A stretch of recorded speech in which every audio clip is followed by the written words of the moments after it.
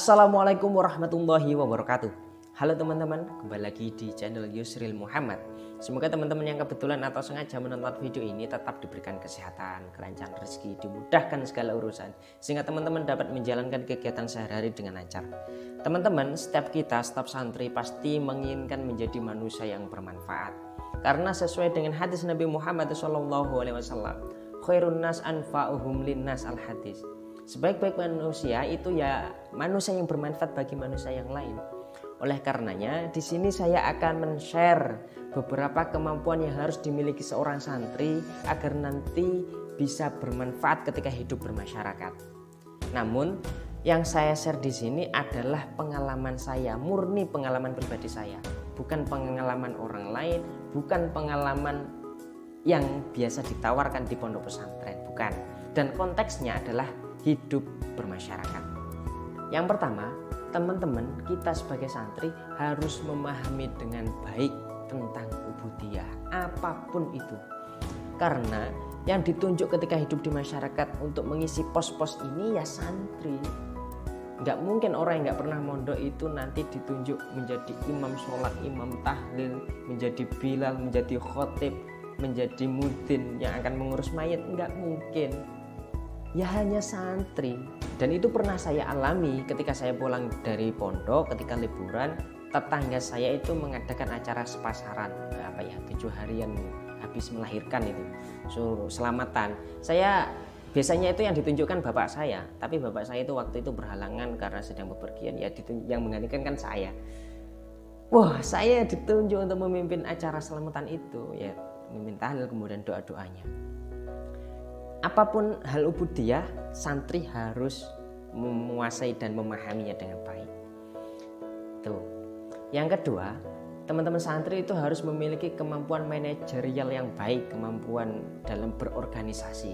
Karena di masyarakat itu banyak sekali kelompok-kelompok organisasi, kelompok-kelompok masyarakat. Kalau kita sebagai santri itu memiliki kemampuan yang baik dalam berorganisasi, usul-usul kita, saran-saran kita mengenai organisasi yang kita ikuti di masyarakat nanti ya akan digunakan. Di situ citra santri akan terlihat baik. Oh, santri itu nggak cuma ngaji toh, oh ternyata juga bisa mengatur organisasi, ternyata bisa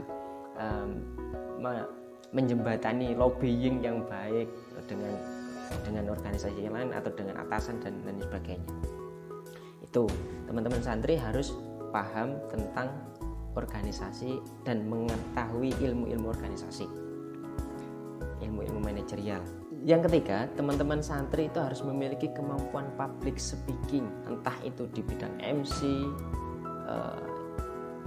pidato, ceramah, apapun itu yang berkaitan tentang ngomong langsung di hadapan orang banyak. Karena santri itu dipandang orang yang keren gitu loh di masyarakat, dipandang orang yang mampu di masyarakat. Kalau kita memiliki kemampuan public speaking yang baik, ketika kita ditunjuk untuk ceramah dalam acara apapun atau ditunjuk untuk MC dalam acara pengajian kah atau sambutan, ya kita mampu, kita bisa. Dan itu sangat sering terjadi. Saya pun sangat sering mengalami seperti itu. Saya sering ditunjuk untuk menjadi MC dalam acara peringatan Maulid Nabi, dalam acara pengajian, sangat sering. Bahkan saya juga pernah disuruh untuk mengisi pengajian ibu-ibu muslimat, disuruh mengisi atau menyambut penerimaan kemanten. Bahkan hal seperti itu saya pernah mengalami. Karena saya sebagai seorang santri, kalau saya tidak mengiyakan atau tidak menyanggupi hal itu, citra santri ya nggak baik. Oleh karena itu semua, karena kesanggupan kita, nanti santri akan dipandang baik, kemudian menjadi orang yang bermanfaat lah, seperti itu. Teman-teman, di sini saya tidak bermaksud untuk mengubah pola pikir teman-teman tentang konsep santri. Oh, ternyata agar menjadi orang yang bermanfaat, orang yang berguna di masyarakat itu cuma butuh 3 kemampuan ini, kemudian meninggalkan seluruh kewajiban yang harus dilakukan oleh seorang santri. Tidak, teman-teman.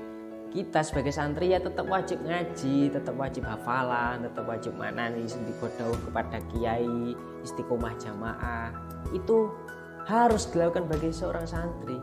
Karena bagaimanapun kita itu sebagai generasi penerus perjuangan para ulama, ya harus mewarisi seluruh keilmuan para ulama.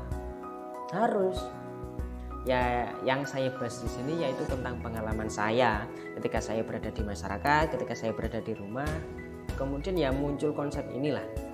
Karena di masyarakat orang-orang awam itu tidak butuh teks seperti qala Muhammadun huwa ibnu Maliki dan seterusnya sampai akhir bait alfiyah, atau al kalamu huwa murakabun mufidun bil wat'i, atau teks-teks yang ada di kitab Fathul Qorib, Fathul Mu'in, Qurratul Uyun. Nggak butuh.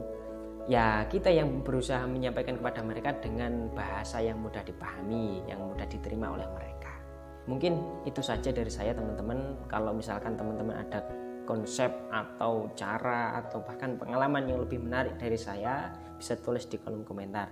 Kurang lebihnya mohon maaf. Assalamualaikum warahmatullahi wabarakatuh.